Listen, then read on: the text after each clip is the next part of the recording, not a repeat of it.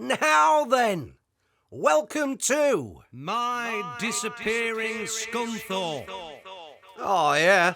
So I'm going to take you on a journey back down memory lane to some of not only mine but countless other people's favourite haunts from yesteryear that have either been demolished and replaced by something completely unconnected to its original incarnation, or in some cases like, check this out, yeah, the clock, simply gone. Now, most of the following places I hold massive fond memories, as most of my generation do, I'm sure. It happens all over the country.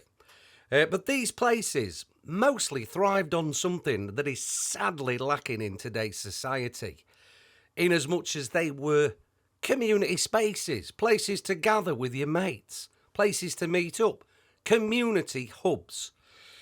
And I personally don't think that it was a coincidence that most of my Disappearing Scunthorpe was removed purely by chance. Oh no. As most of them were for and enjoyed and supported by the communities in which they served. But hey-ho, that's a discussion for another time. Alrighty?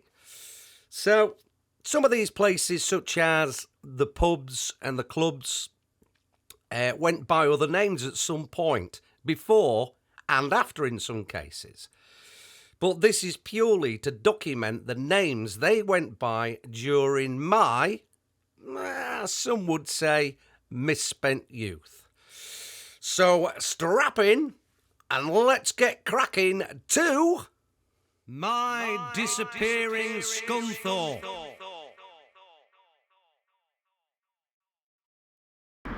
Yaghouse. Gone. Scunthorpe United's old showground. Gone. Henry Africa's. Gone. Club 2000. Gone. Furnace Arms. Gone. Indoor Market. Brian's Kinky Corner. Gone. No. Jensen's. Gone. The clock. Gone. Outdoor Market. Irving.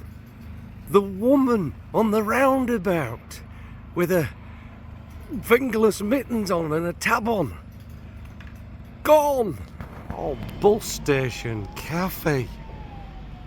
Gone. Multi-storey car park. Gone. The leisure centre. And the bridge. Gone. Scene 3. Or JJ's. Gone. The Crosby. Burnt. Gone. Well, it's still there, but that ain't happening again. Ashbyville recreational football pitches. Gone.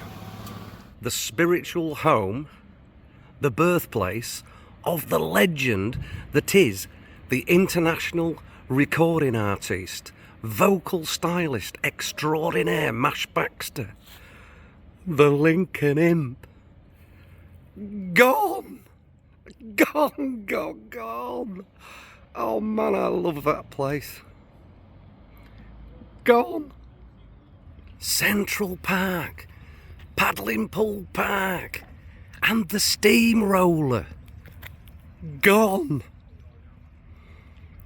Oh man, the Desert Rat and Westcliff Precinct. Gone. Kingsway Municipal Golf Course and shop and flat. Gone.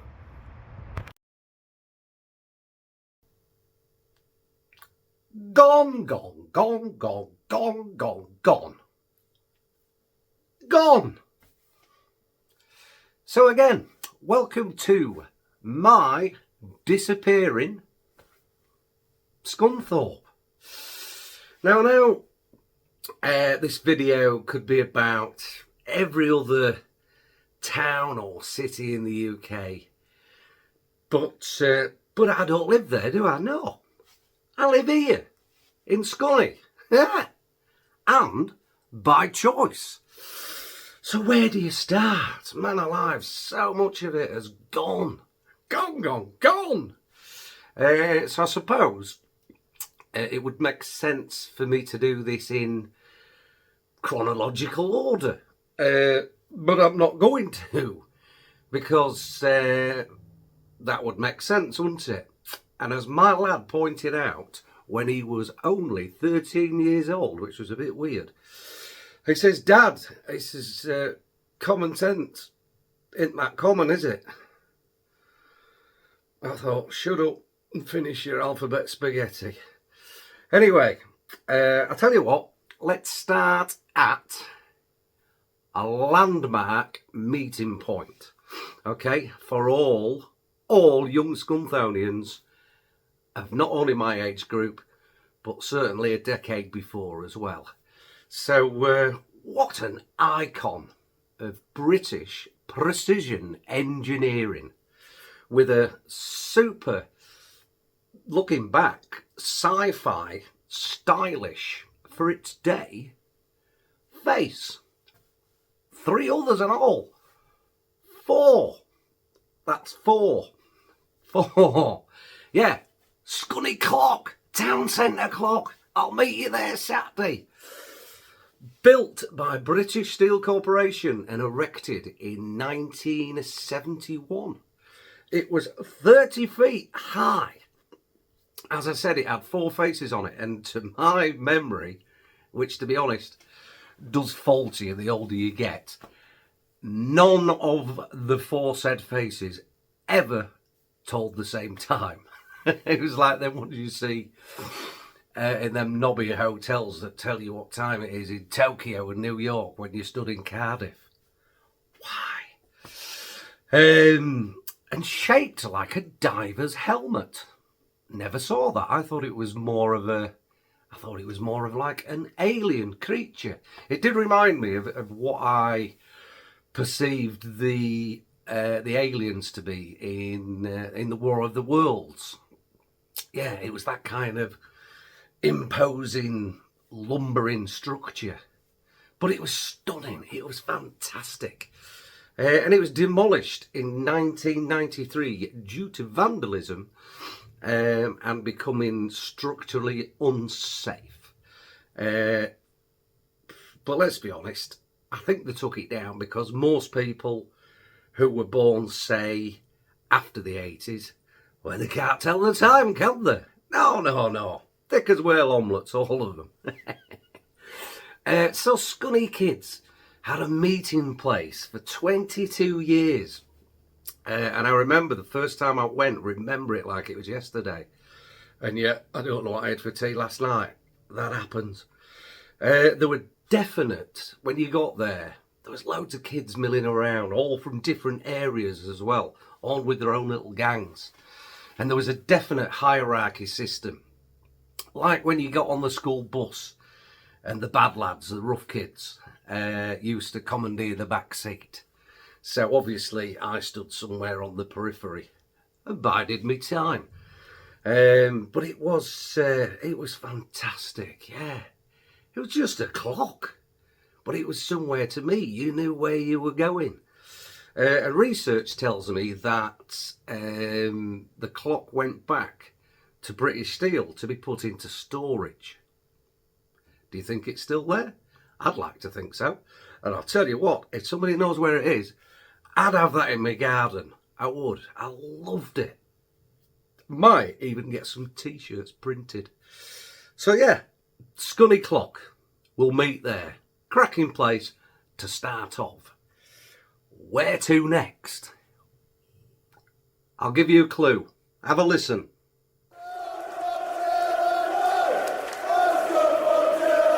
Oh, yes. The old Showground. what a proper ground it was as well. Home to the Iron from 1889 right up until 1988. 99 years of history. Fantastic. When Scunny United, get this right, when Scunny United took it over, because it was like a town ground for carnivals, galas and shows and stuff, and then Scunny United took it over, how much do you think it cost them for a year's annual rent? Okay? How much? No. Tenner. It cost them a tenner for a year's annual rent. Put that to today's standard.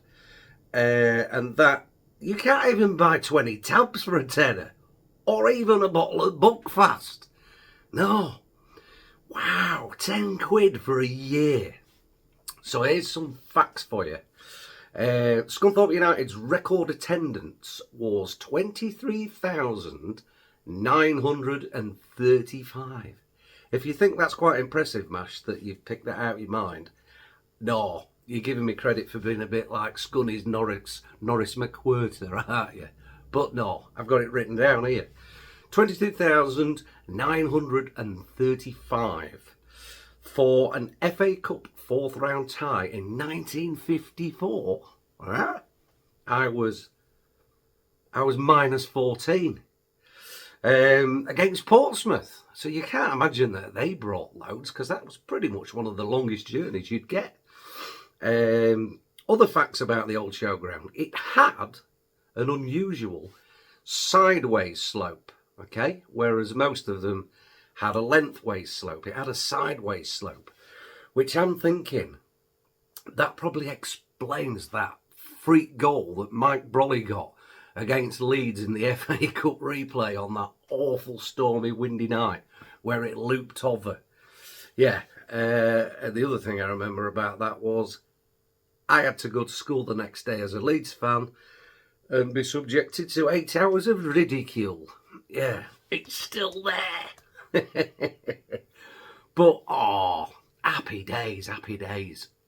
It was groundbreaking. It had Britain's first cantilever stand. Yeah, that's Scunny, that is. And it's still the only ground that I've ever been to where you could openly walk between 3 stands at half time and go stand somewhere else in the second half. Just totter through like a couple hundred of you, which, to be honest, wasn't for viewing purposes.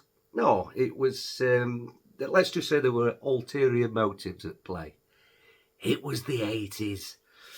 Okay, it was the 80s. It happened. Move on. The other thing that I hold fond memories about the old Showground.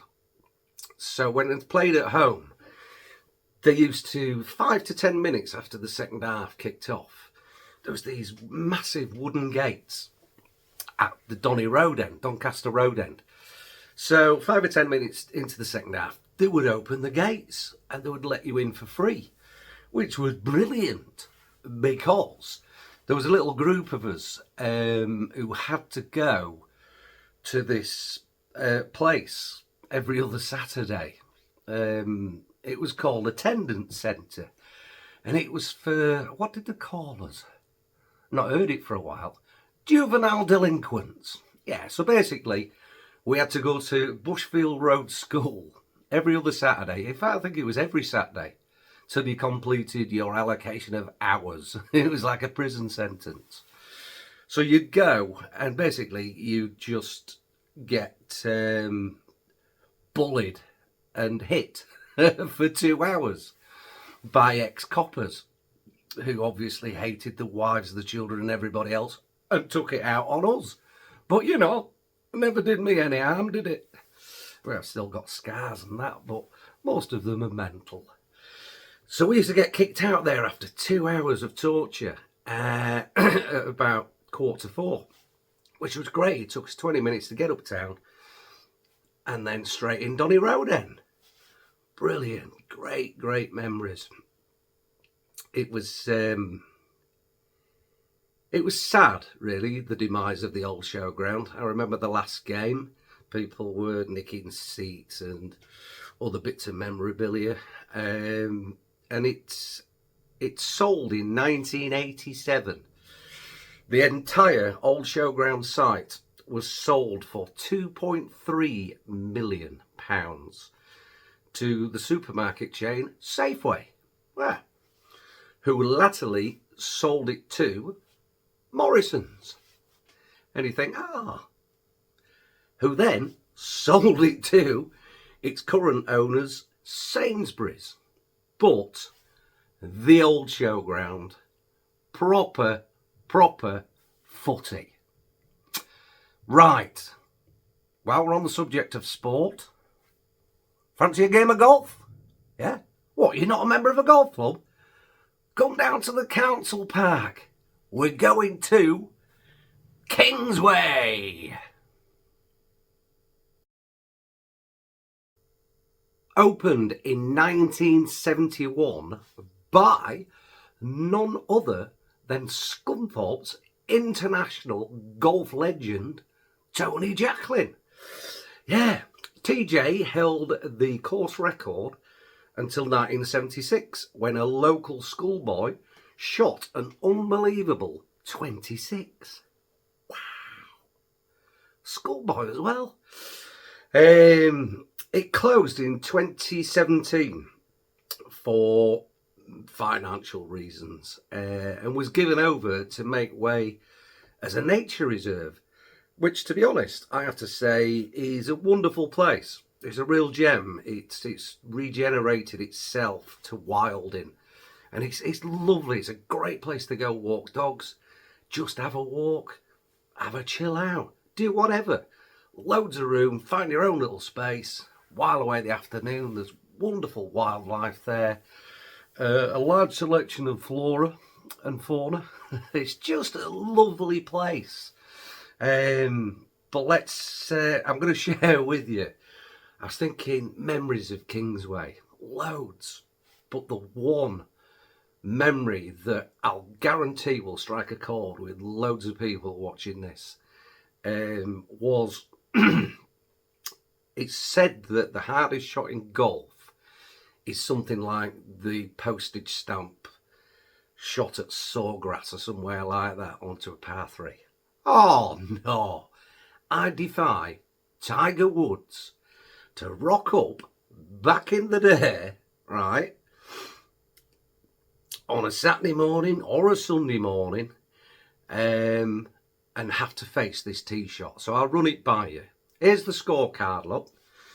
So it's the first hole is 176 yards. It's a long par 3, stroke index 1. Oh yeah. So just run that by me again. I've never played golf, and you're going to start me off as a novice on the hardest hole on the course. Why don't you?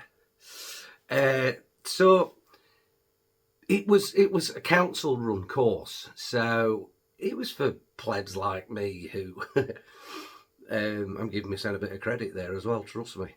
So you couldn't afford to join a proper golf club, plus they wouldn't let you in because I didn't have long stockings or a tailored pair of shorts or even a bloody shirt with buttons on.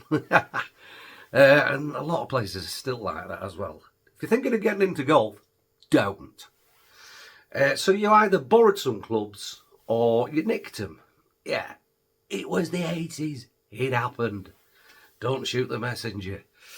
So you'd rock up with your clubs or whoever's clubs, and hopefully the people who you nicked them off weren't there saying, "Oi, they're mine."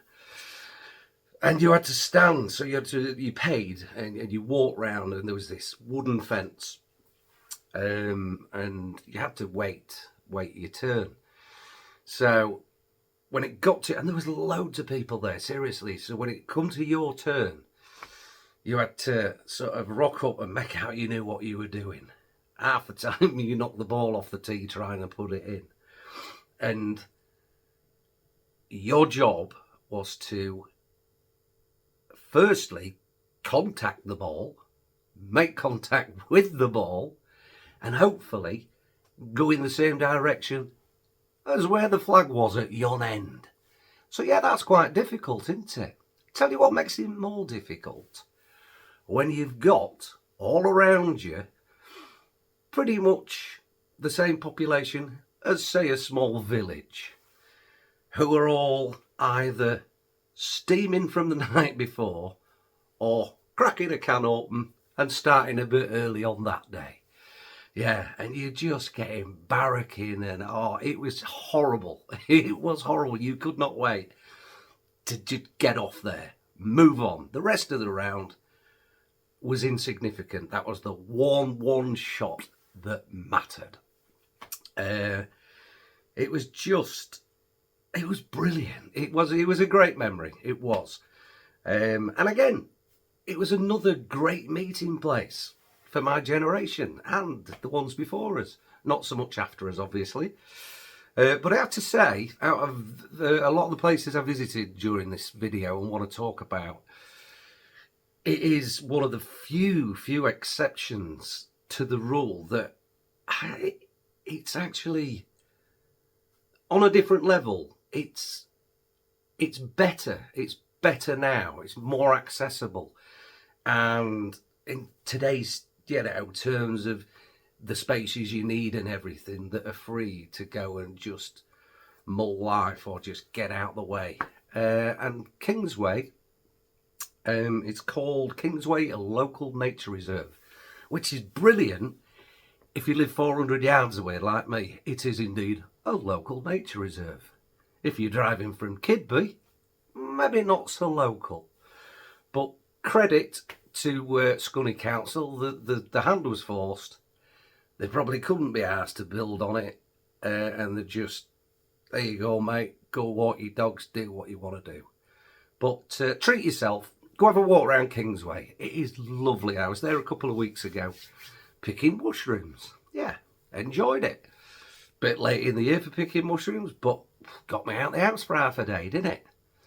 So that was Kingsway. Lovely. As still is. 4! Okay. Right, we need some stuff. So we're off to market. Indoor and out. Come on. 3, 2, 1. Back in the room. Or more importantly, back in the indoor market. Through the main doors, straight off the high street, there was one absolute gem, which I've never seen since as well. Maybe it was a Scunny thing. I don't know. I'm not an indoor market travelled person. So you went through the main door, and on the right hand side, there was a shop where you could buy animals. Yeah, you go uptown and what do you call it? Your mum sends you for like a roll of gaffer tape. Mum, brought a spaniel back. Wanted a rabbit. Yeah.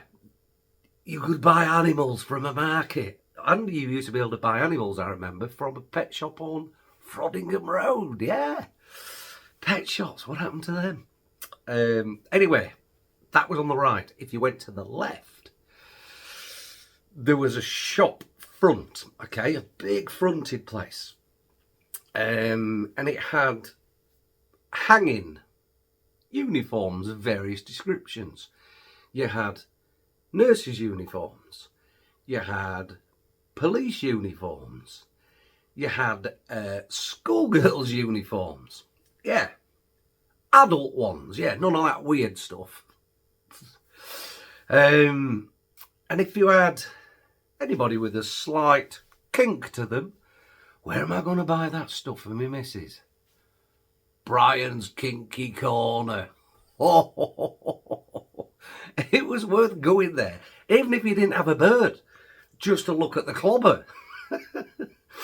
You've got to remember, right, this was before Amazon, Temu, bloody Sheen or any of that cack. There was no internet then. No, if you wanted to treat the lady in your life to a bit of luxury and buy a highly authentic, possible flammable, non-regulations nurse's uniform, Brian's Kinky Corner was the place for you. So, still see it now all hung up. So you've purchased your little present for your nearest and dearest, yeah, and let's be honest, she deserves it. Although it was probably for your benefit. You knew who I'm talking about, you. So where to next? You've bought your little bag of tat. Tell you what, I need a bargain. Where can I go?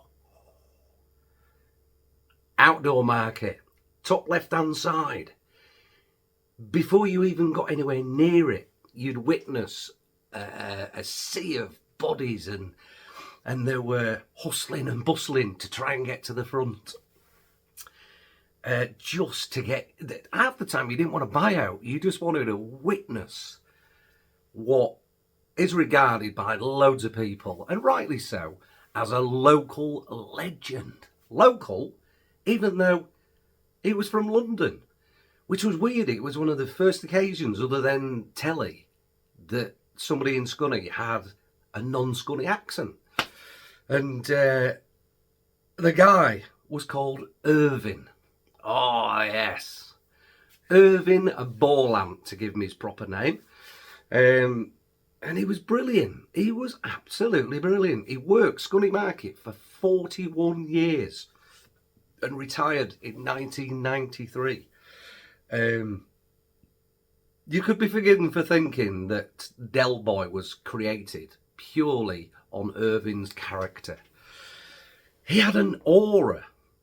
Not many people, I've come across few people in my life who have a natural, rather an unnatural aura about them. And the bottom line was, in essence, he was selling tat to the masses. He was selling absolute shite. But they queued up for it. They couldn't get enough of it. I'm not going to sell it to you for £3. I'm not going to sell it to you for £2. Not £1, no. Give me £9. He was like, I'll have 2. Irvin was amazing. And honestly, I've been an entertainer for 33 years or so now. And I have seldom come across any professional entertainer in those years, including myself, who held an audience and entertained an audience. And it was a performance. It was incredible to witness. It was so, so good. And he had a great memory as well. He'd be doing his stuff and then he'd notice Brenda at that side. Yeah, Brenda, how's Bob's legs? Is he all right? Yeah.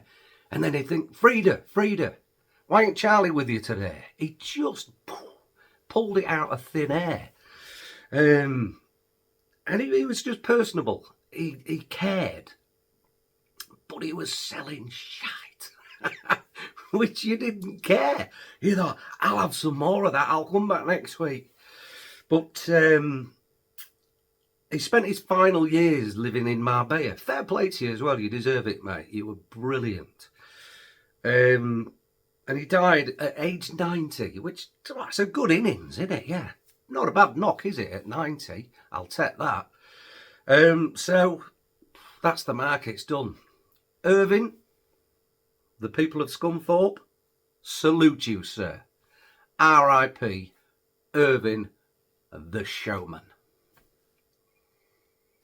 Back in a min.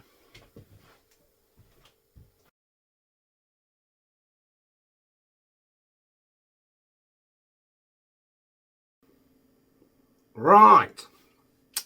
That's the shopping done. I best get bus back down to Westcliff. Now, if you're not familiar with the layout of Scunthorpe, Westcliff is It's a posh area. It's where it's where the bohemians live. People like artists and poets, philosophers, people who had to think outside the box because somebody had nicked the box. And it was a place where the odd council kid grew up and was born, who went on to say become an international vocal stylist, yeah, and cutting edge documentary maker. Me, yeah, struggling to say documentary. Anyway, so where do you catch the bus in Scunny? Bus station, obviously. So I had like half hour to kill. Right result. I'm going to nip in one of my favourite haunts. Bus station cafe. Oh, yes. A glass of freezing cold milk from the machine at the end. Big white thing with the great big words milk on it, just in case you got it confused with fresh orange juice. It was milk, and it was full fat. All to wash down a proper chip butty. Yeah, none of that frozen shite. No, proper thick chips in a butty that had been lathered in best stock. It was amazing. It was. You walked in and wow! Instantly, you got 20 woodbines or number 6 tipped. Secondary. Get that down your lungs before you have something to eat. But it was it was a sprawling oasis of Scunthorpe's finest. Well, the ones that say didn't have a car or maybe a sense of smell. But it was just, if you like people watching, it was voyeuristic heaven. Wonderful place. So I'm going to share my, maybe shouldn't, but it tickles me still. I've told this story on many of an occasion. So I'm going to share it with you. Let's paint a picture, because I am from the Bohemian Westcliff. All right? I'm probably 15, 16 years old. I'm dressed to kill. I'm looking proper job. I've got a beige Kappa jumper on, complete with suede elbow patches. Oh, check you out, sir. Are you the new geography teacher? Oh, I looked a million drachma, honestly. Pair of Farrah slacks on, and then complete with a decent pair of brand spanking Adidas Sambas. Yeah, Adidas, not Adidas. Yeah, Adidas Sambas. They haven't been out that long. And I acquired them the week before from John Harvey's sports shop at the top of town. A pair that I might add, in retrospect, John Harvey maybe wasn't familiar that I had acquired them. You know what I'm saying. Read between the lines.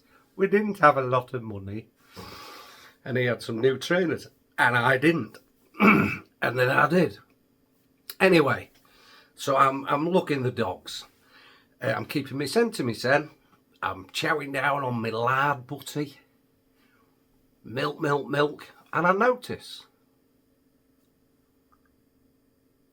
out of my peripheral an elderly lady. Nothing, just an elderly lady. You know, there was loads of them in there, but this one was special. Oh.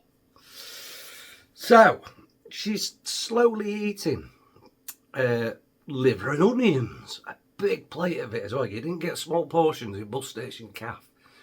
So she's tucking into the liver and onions. And you think, well, there's nothing odd in that, is there? Ordinarily, I would agree with you. However, she had She had no teeth in. There was noises, there was all sorts going on. It was like a little cement mixer, it was.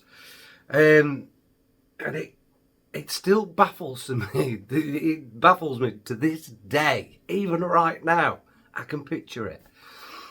What was it about that whole scenario that I felt stirrings? Yeah, you know what I'm saying? Something happened. I mean, you've got to bear in mind, I was 15, 16. I had needs. Yeah. And it was still, I can close my eyes. She's there. And it's still better than any porno I've seen. It was just somebody's nana troughing liver and onions with no teeth. And as she's slurping it down, the liver was getting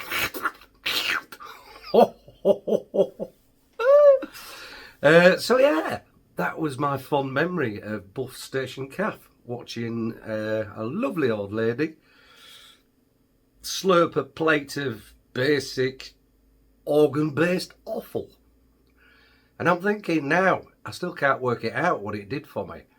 But on the plus side, in the not too distant future, it will give me something to look forward to when it's dinner time in the old folks' home. Dinner time, Mr. Baxter. Take your teeth out. Bus Station Cafe. I loved it. Liver and onions.